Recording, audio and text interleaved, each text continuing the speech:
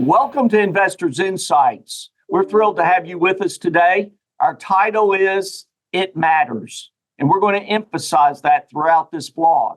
There's data we're looking at that we believe matters, and we're going to share it with you so that through the rest of this month and on into the summer, you know what we're looking at. I'm joined by my distinguished colleagues, Trey Booth, Ty Miller, and Bobby Norman. Once again, they've done some incredible research in looking at the data and things that we feel like our clients need to know in relation to their portfolios and their financial blueprints. And Bobby, to start off the title, It Matters, you had some charts that actually emphasize rates matter. So talk about rates. Yeah, so I had a conversation with a client last week around interest rates and the Federal Reserve potentially cutting rates at some point this year and how that might impact the market. And during that conversation, the client asked me about all the different rates and why they are different, why the rates matter. And so I want to cover 4 different current interest rates that we follow and why they matter. So looking at this chart of 4 common rates, I want to start by talking about the Fed funds target rate that currently sits at 5.5%. So this rate is a target interest rate set by the Fed at which commercial banks borrow and lend their extra reserves to one another overnight. And so next on the top right is the U.S. mortgage rate, currently around 7%. So there has been a slowdown in the housing market with rates at these levels. So we're watching mortgage rates carefully. Next, on the bottom left of the chart is the NFIB, small business interest rate paid on loans, which is currently at 9%.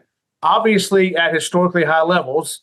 This rate matters because small businesses account for over 1.5 million jobs annually and account for almost 45% of all U.S. economic activity. So obviously, small businesses are being negatively impacted by currently high rates, which could hurt economic growth over time. And the final rate on the bottom right here is U.S. credit card rates currently at 22%. It's no secret that consumer spending has been a key driver of economic growth in recent years, which has boosted the stock market.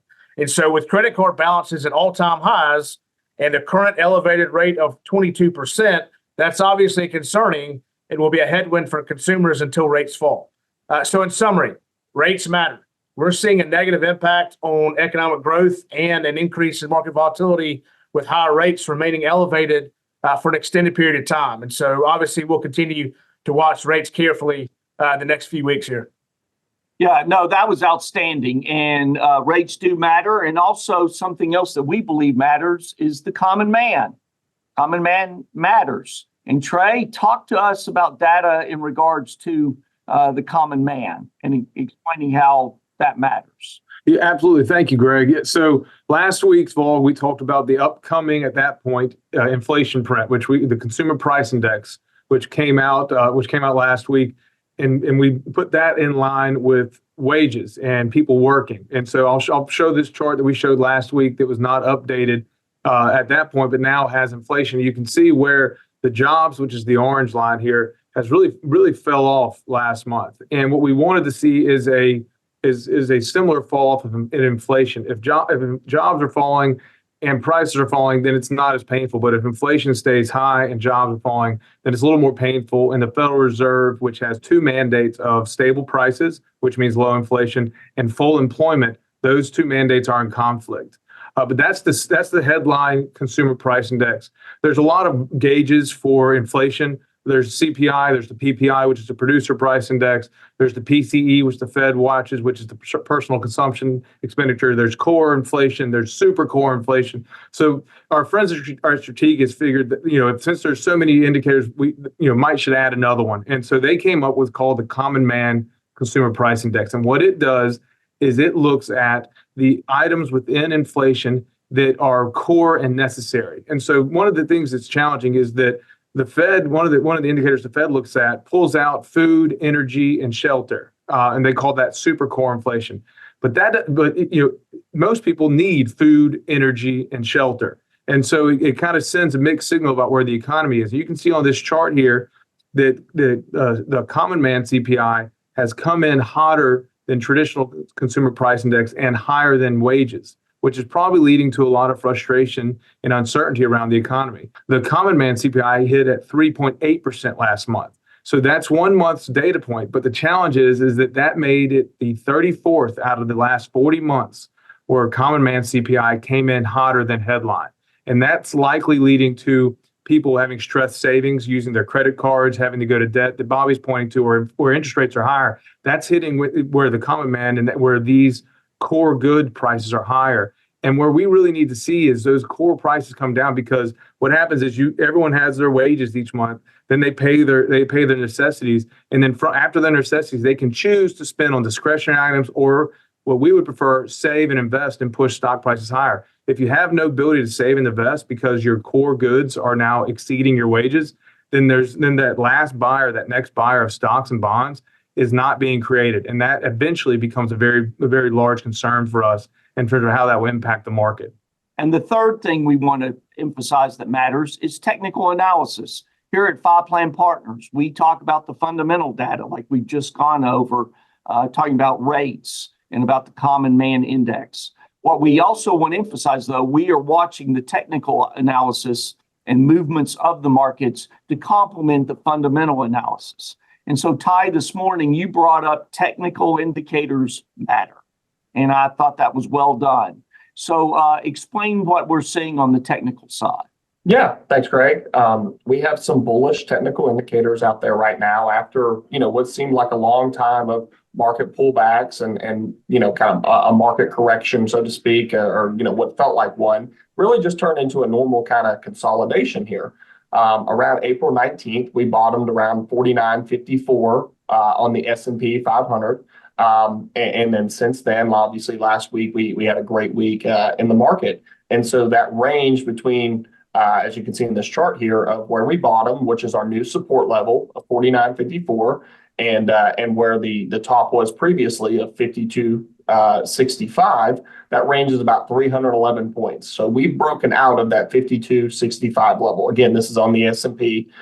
When you have a breakout like this, typically a good target is where that range was before. So that range being 311 points, we added that to the new kind of support level of 52.65, which was our previous top, should get us to about 55.75. So again, this is, projections. Obviously, these change on a daily basis. It really helps when you zoom out, because in real time, you don't know if you're in a pullback or kind of in an upswing. But just technically speaking, this is pretty bullish.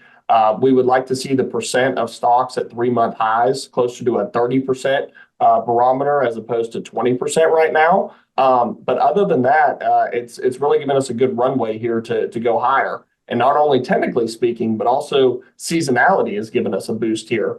Of course, the old saying that we went over a couple weeks ago, sell in May, go away, and why that didn't really apply. As you see here in about the third week of May, seasonality really starts to become a tailwind for the market through July, especially when the market, starts May in an uptrend like we did this year. And so you have the blue line here, which is all observations of May, the third week of May through July. And then the red is when the market's in a downtrend, obviously some underperformance there. But we are in an uptrend. And so you typically see some good performance here for the next few months throughout the summer. Technically speaking, I would expect to see the same. But again, past results don't mean, future results. No, you're absolutely right. There's no guarantees, but the more data, the more information we have, the way we look at market volatility and swings allows us to adjust portfolios, whether to be more conservative or not. This year especially, people were nervous as headlines hit the news. And so we're making sure we're keeping you updated in every aspect of what we're seeing out there in data and in the markets. That said, we've talked about technical indicators matter. We've talked about the common man matters. We've talked about rates matter. But most of all, here at Five Plan Partners, our clients matter. And we thank you. We thank you for believing in us. And know that each and every day when we come through our doors into our offices, that our focus as a team is to see to it that we find every way we can to help our clients live better, richer, fuller lives. We hope this information has been invaluable to you. We hope as we go into the Memorial Day weekend that you've got big plans, and just know that each and every day you're appreciated here and you definitely matter. Thanks. Have a great week. Talk soon.